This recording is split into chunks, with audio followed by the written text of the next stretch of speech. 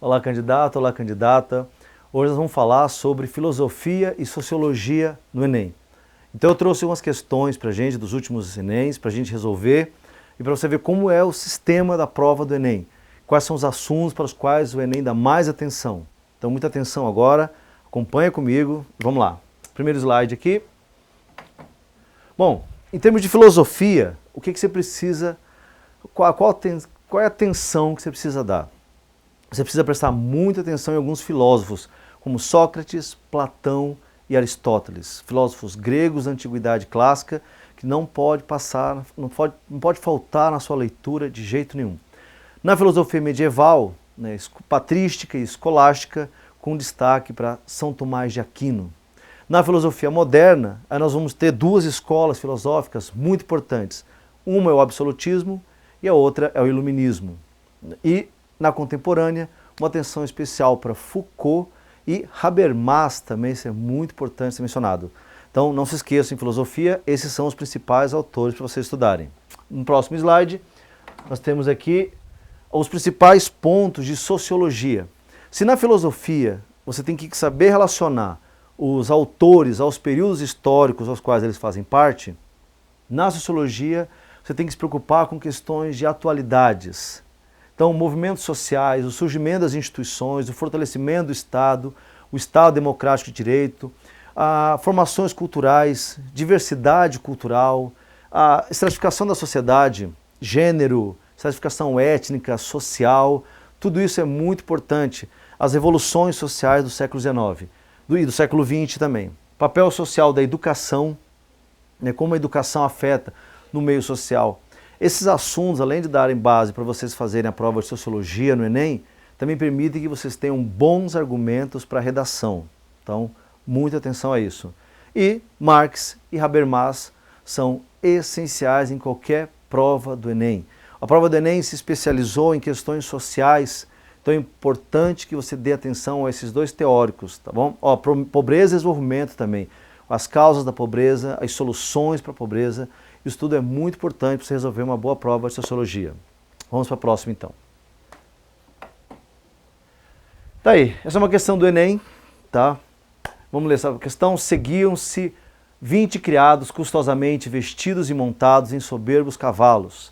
Depois destes marchava o embaixador do rei do Congo, magnificamente ornado de seda azul, para anunciar ao Senado que a vinda do rei estava destinada para o dia 16. Em resposta, obteve repetidas vivas do povo, que concorreu alegre e admirado de tanta grandeza. Esse é um texto da coroação do rei do Congo em Santa Amaro, Bahia, citado no livro de Del Priore, Festas e Utopias no Brasil Colonial.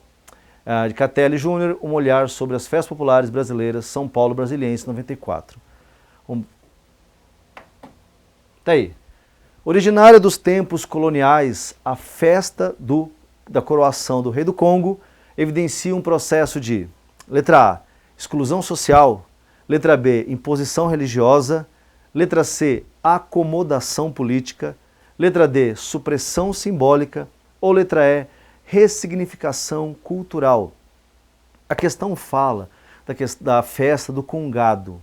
A festa do Congado une elementos da religião africana e da religião católica. A isso se dá o nome de sincretismo, essa fusão de culturas, a fusão de religiões. Então, festas africanas adquirem um novo significado no contexto da Igreja Católica no Brasil. Então, a única alternativa a ser marcada é a letra... Tá aí. A letra E, ressignificação cultural. Então, as festas, ao se misturarem, adquirem um novo significado. Tá certo? Vamos para a próxima questão? Tá aí. São dois textos aqui. Texto 1. É muito importante que no Enem você tenha muita paciência e muita atenção ao ler os textos. Alguns deles são muito longos e o que torna a prova do Enem não tão difícil assim, mas mais cansativa. Então vamos lá? Ela acorda tarde, depois de ter ido ao teatro e à dança. Ela lê romances, além de desperdiçar o tempo a olhar para a rua de sua janela ou da sua varanda. Passa horas no toucador a arrumar o seu complicado penteado. Um número igual de horas praticando piano e mais outra na sua aula de francês ou de dança. Comentário do Padre Lopes da Gama acerca dos costumes femininos, texto de 1839, citado no livro de Silva, TVZ, Mulheres, Cultura e Literatura Brasileira, tá? Edição de 98. Agora vamos para o próximo texto. As janelas e portas gradeadas com treliças não eram cadeias confessas, positivas, mas eram pelo aspecto e pelo seu destino grandes gaiolas onde os pais e maridos zelavam, sonegadas à sociedade, as filhas e as esposas. J.M. Macedo, Memória da Rua do Ouvidor, 1878. Tá? Acesso em 20 de maio de 2013. Então há dois textos que falam sobre a situação da mulher. Um deles coloca uma idealização de mulher e no outro coloca a mulher como sendo dominada pelo homem, uma sociedade patriarcal em que a mulher não tinha o direito de escolher. Não escolhia o marido, não escolhia a profissão, então a única coisa que restava a ela era realmente obedecer ao marido. Vamos para as alternativas aqui. A representação social do feminino comum aos a representação social do feminino comum aos dois textos é, vamos para as alternativas, letra A, submissão de gênero apoiada pela concepção patriarcal de família. Acesso aos produtos de beleza decorrência da abertura dos portos. Ampliação do espaço de entretenimento voltado às distintas classes sociais. Proteção da honra medida pela disputa masculina em relação às damas da corte. Ou a valorização do casamento cristão respaldado pelos interesses vinculados à herança. Nós estamos falando de uma época em que a mulher não tinha voz, não tinha direitos e que só havia submissão. Alternativa correta? Só pode ser a letra A, submissão de gênero. Isso faz parte na sociologia do conteúdo de estratificação social. Você vai ver isso bastante em Comte. Comte falava muito sobre estratificação social. Então, muita atenção nesse ponto, que isso sempre cai na prova do Enem. Submissão de gênero apoiada pela concepção patriarcal de família. A estratificação de gênero existe até os dias de hoje e confere direitos e deveres diferentemente para homens e mulheres. Certo? Vamos para a próxima? Essa questão aqui mostra uma gravura e muita atenção a essa gravura, porque, lógico, ela não demonstra uma realidade, mas é uma metáfora para dois meninos e a relação desses dois meninos com o trem. Você vê que é uma relação bem diferente, né? Num caso, no primeiro menino, ele tá puxando um trem de verdade, demonstrando que a vida dele não é de mentira, a vida dele é de verdade, ele tem que trabalhar para viver. E no outro menino puxando um trem de mentira, tá bem vestido, com calçado, enquanto o outro está descalço. É uma questão do Enem também, de Kutschenko, ilustração de 2008, está disponível nesse site capu.pl. Então, vamos para o enunciado e para as alternativas. Daí, o artista gráfico polonês Paula Kutschenko nasceu em 1976 e recebeu diversos prêmios por suas ilustrações. Nesta obra, ao abordar o trabalho infantil, o autor usa sua arte para, letra A, difundir a origem de marcantes diferenças sociais. B, estabelecer uma postura proativa da sociedade. C, provocar a reflexão sobre essa realidade. D, propor alternativas para solucionar esse problema. E letra E, retratar como a questão é enfrentada em vários países do mundo. Bom, nós estamos vendo aí uma tentativa do autor de provocar uma reflexão, um pensamento na pessoa que vê a obra. Não é? Então a gente percebe claramente que ele está querendo comparar duas realidades bastante diversas, duas realidades sociais bastante diversas. Num tempo como o nosso, em que muitas pessoas ainda acreditam na meritocracia, quando percebem que há uma diferença social que separa crianças e confere realidades diferentes a ela, a coisa muda de figura. Qual alternativa a ser marcada? Vamos lá? Só pode ser a letra C, provocar a reflexão sobre essa realidade. Não é a realidade que há crianças que precisam trabalhar e há crianças que podem ficar sem trabalhar porque nasceram num lar mais privilegiado. Vamos para a próxima questão então? Vamos lá. Tá aí. Bom, essa próxima questão fala sobre o tropicalismo. O tropicalismo foi um movimento musical no Brasil, movimento cultural e cultural e musical no Brasil. Vamos lá, mesmo tendo a trajetória do movimento interrompida com a prisão de seus dois líderes, o tropicalismo não deixou de cumprir seu papel de vanguarda na música popular brasileira. A partir da década de 70 do século passado, em lugar do produto musical de exportação de nível internacional permitido pelos baianos, com a retomada da linha evolutória, instituiu-se nos meios de comunicação e na indústria do lazer uma nova era musical. Tinhorão, Pequena História da Música Popular, da modinha ao tropicalismo, São Paulo, 1986. É bom lembrar que o tropicalismo foi um movimento cultural no Brasil que ficou no final dos anos 60, início dos anos 70. Alguns autores chegam a compará-lo com o modernismo literário dos anos 20. Uma forma de absorver as influências estrangeiras e adequá-las à nossa realidade cultural. Vamos para o enunciado e para as alternativas, então. Aí. A nova era musical mencionada no texto evidencia um gênero que incorporou a cultura de massa e se adequou à realidade brasileira. Esse gênero está representado pela obra cujo trecho da letra é. Nós estamos falando de incorporação à cultura de massa, incorporação à realidade brasileira. Então, de todas as alternativas aqui, a única que mostra uma incorporação estrangeira à nossa realidade cultural é a letra D. Baby, baby, duas palavras, uma palavra que não é do português, não é? Incorporada à língua brasileira. Essa era a ideia do tropicalismo. No momento, num tempo em que as pessoas brigavam até contra a guitarra na música, vêm os tropicalistas e trazem a guitarra ao baião, ao forró, e incorporam esse novo elemento à música popular brasileira. Nós temos aí Caetano, Gilberto Gil, Nara Leão, Os Mutantes, né, com Rita Lee, Tom Zé.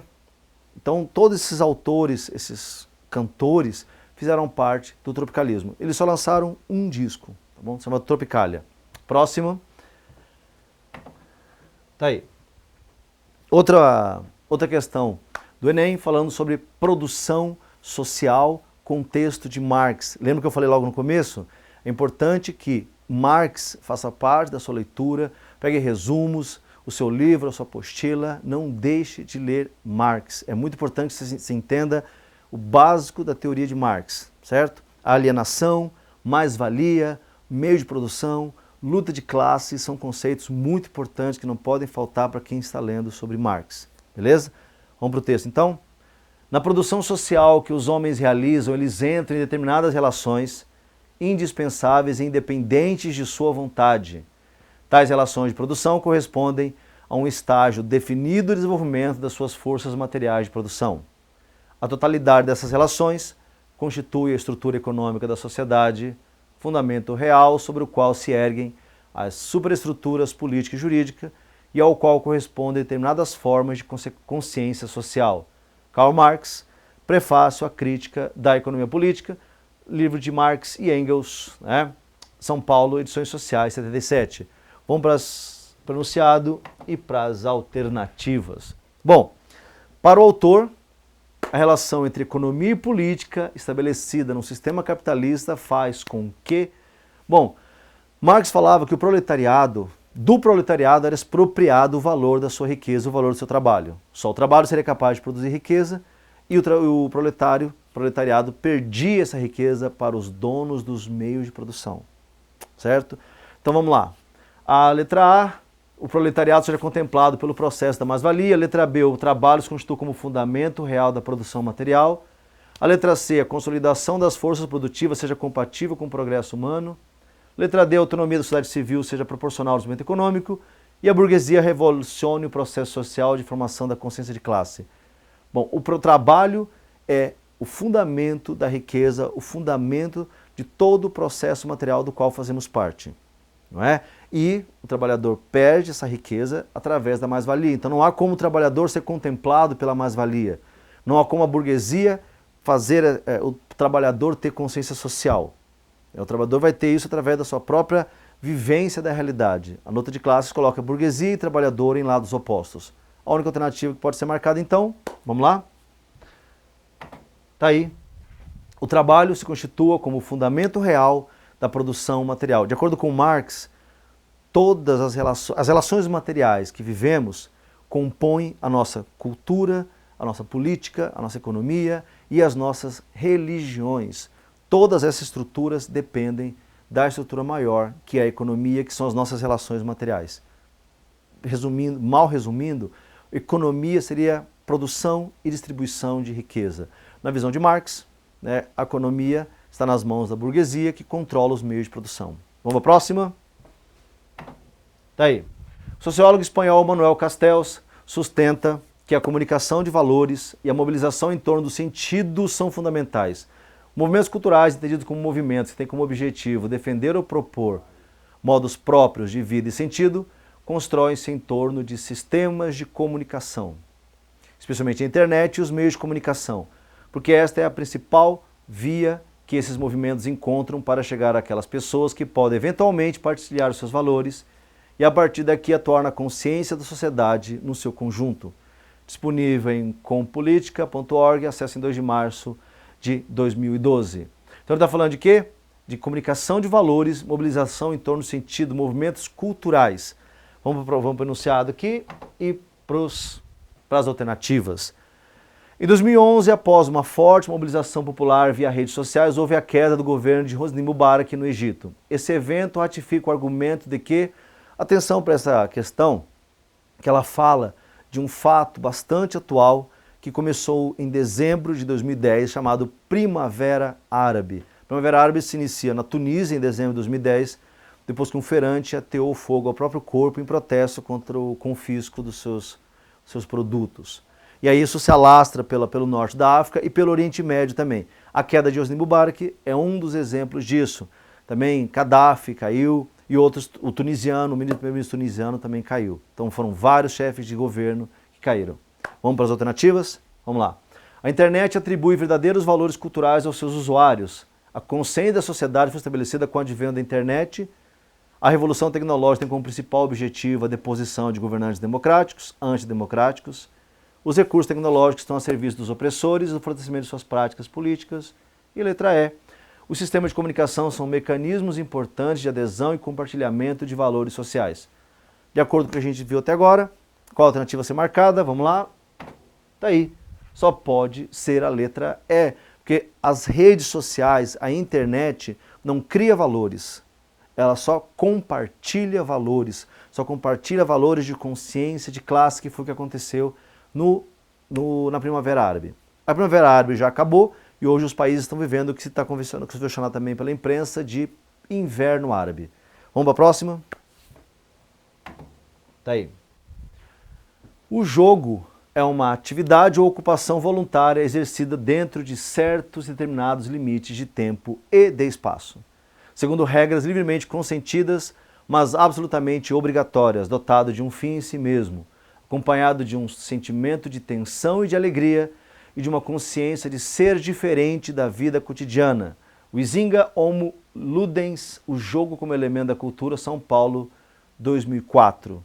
Então, o texto está falando da importância do jogo, a importância do brinquedo na formação cultural, na formação intelectual de uma pessoa. À medida em que ela pode até fugir da realidade para poder se desenvolver, para criar a sua estrutura cognitiva e intelectual. Vamos para o enunciado e para as alternativas, então. Tá aí. Segundo o texto, o jogo comporta a possibilidade de fruição. Do ponto de vista das práticas corporais, essa fruição se estabelece por meio de quê? Então, de como nós vamos adquirir novas experiências, como o jogo irá nos ajudar a ter novas experiências e formar o nosso cognitivo e o nosso intelectual. Vamos lá? Qual que você marcaria aí? Vamos para a alternativa, então? Tá aí. Caráter lúdico que permite experiências inusitadas. Essas experiências inusitadas que a criança e o adulto pode viver no jogo ajuda a formar uma estrutura, ajuda a formar ajuda a aumentar a intelectualidade da criança e do adulto também. Então tá aí, caráter lúdico de experiências inusitadas. Essa é a função do jogo. Você vê um assunto completamente novo no Enem, não é muito mencionado nas outras provas. Então, vamos para a próxima. Tá aí. Tem uma charge. Atenção, sempre atenção para a interpretação das charges. Elas são muito importantes. Na sua leitura cotidiana, internet, jornal, procure as charges nos editoriais dos jornais. Elas são muito importantes. Elas sempre falam de algum evento atual ou de alguma passagem da vida do cartunista, algum momento político, algum aniversário político. Muito importante são as charges. Beleza? Vamos, olha só essa charge. Vários homens de branco andando numa direção e com uma corda nas costas, como se fossem seres mecânicos. E na direção oposta, um homem todo pintado de negro, né, andando na direção oposta e sem a manivela, a alavanquinha de corda a movimentá-lo. Então, Kaulos, disponível em www.kaulos.com. Vamos ver o que diz o enunciado e alternativas para a gente. Tá aí. O cartoon faz uma crítica social. A figura destacada está em oposição às outras e representa o quê? Opressão das minorias sociais, carência de recursos tecnológicos, falta de liberdade de expressão, defesa da qualificação profissional ou reação ao controle do pensamento coletivo. Muitas pessoas pensando de uma forma, uma pessoa pensando diferente. Qual é a alternativa a ser marcada? Só pode ser a letra... Tá aí. A letra E. A reação de uma pessoa ao controle do pensamento coletivo. Ou seja, uma pessoa usando... Algo muito importante, procurem na internet as charges de um cartunista argentino chamado Quino. Ele é o autor das charges da Mafalda, então é muito importante. Ele também é meio estrela no Enem e em algumas provas de vestibular. Quino é o nome dele, é um argentino, certo? Tá aí a sugestão para vocês. Uma próxima? Tá aí. A África também já serviu como ponto de partida para comédias bem vulgares, mas de muito sucesso, como Um Príncipe em Nova York e Ace Ventura. Um Maluco na África. Em ambas, a África parece um lugar cheio de tribos doidas e rituais de desenho animado. A animação Rei Leão da Disney, o mais bem-sucedido filme americano ambientado na África, não chegava a contar com um elenco de seres humanos. Leibovitz, filme de Hollywood sobre a África, fica no clichê, saiu no site UOL. Tá? Vamos já partir direto para o enunciado. A produção cinematográfica referida no texto contribui para a constituição de uma memória sobre a África e seus habitantes. Essa memória enfatiza, negligencia, respectivamente, os seguintes aspectos do continente africano. Ao dizer enfatiza e negligencia, respectivamente, é porque a alternativa terá dois elementos respectivos a esses dois verbos. Atenção a isso. O respectivamente divide a resposta em duas. Então vamos lá? A história, a natureza, exotismo, escultura, sociedade, economia, comércio, ambiente, ou seja, ele enfatiza a diversidade e negligencia a política, é isso que ele está perguntando. Qual a alternativa a ser marcada? Só pode ser a letra B. Enfatiza o exotismo, que é uma prática muito comum das culturas que tem supremacia sobre outras culturas pobres, né? E vai negligenciar a diversidade cultural, que é um dos principais elementos, das principais riquezas de todos os povos. Não há povo culturalmente mais pobre do que outro. Pode haver um povo mais civilizado que outro, mas culturalmente mais evoluído, isso não existe. Tá? Isso é um preconceito e você vai esbarrar nisso aí no etnocentrismo. Não é bom você ter um raciocínio etnocentrista para falar numa redação do Enem. Beleza? Vamos para a próxima. Tá aí. Então, texto 1, então porque tem mais um texto depois. Há já algum tempo me apercebi de que desde meus primeiros anos recebera muitas falsas opiniões como verdadeiras. E de que aquilo que depois eu fundei em princípios tão mal assegurados não podia ser senão muito duvidoso e incerto. Era necessário tentar seriamente uma vez em minha vida desfazer-me de todas as opiniões a que até então dera crédito e começar tudo novamente a fim de estabelecer um saber firme e inabalável. Descartes, Meditações concernentes à primeira filosofia. Bom, olha só. O que Descartes está falando aí, que a única forma de você obter, construir um conhecimento relevante e racional, é quando você se despe de todos os seus preconceitos, de todas as suas preconcepções sobre aquele assunto. Tá? Sócrates dizia que a melhor hora para alguém aprender algum assunto é quando essa pessoa se declara ignorante sobre ele. Então, vamos lá para o enunciado e para as alternativas. Tá aí. Ah, não, texto 2. É o caráter radical do que se procura que exige a radicalização do próprio processo de busca. Se todo o espaço for ocupado pela dúvida, qualquer certeza que aparecer a partir daí terá sido de alguma forma gerada pela própria dúvida, e não será seguramente nenhuma daquelas que foram anteriormente varridas por essa mesma dúvida. Descartes e a metafísica da modernidade. Aqui nós temos já um livro, um texto sobre Descartes, que coloca a dúvida como a base da produção do conhecimento. Conhecimento produzido com base na dúvida terá a dúvida como base, tá? Varrendo todo o restante. Agora vamos para adiante. Tá aí. A exposição e análise do projeto cartesiano indicam que para viabilizar a reconstrução radical do conhecimento deve-se. Letra A fala em retomar o método da tradição. A letra B fala em questionar de forma ampla as antigas ideias. A letra C fala em investigar os conteúdos da consciência dos homens menos esclarecidos. Letra D, buscar uma via para eliminar da memória saberes antigos. E a letra E, encontrar ideias e pensamentos evidentes que dispensam ser questionados. 4 alternativas erradas, só uma certa. Qual a gente vai marcar?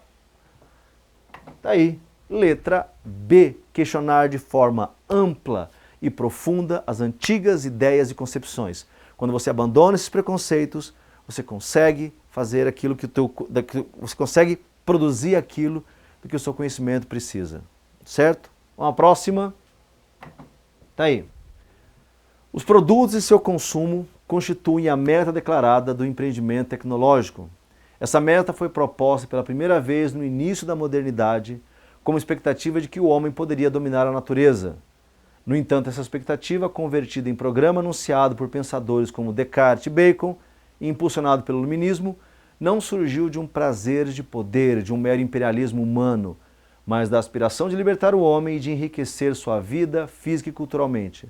Cupani, A Tecnologia como Problema Filosófico, 3 enfoques, São Paulo, 2004. Quando fala de iluminismo, você tem que lembrar de Descartes, Bacon, são 2 expoentes da filosofia da Idade Moderna. Então, muito importante isso. Vamos para as alternativas? Tá aí. Autores da filosofia moderna, notadamente Descartes e Bacon, e o projeto iluminista, concebem a ciência como uma forma de saber que almeja libertar o homem das intempéries da natureza. Nesse contexto, a investigação científica consiste em, qual a gente vai marcar aqui?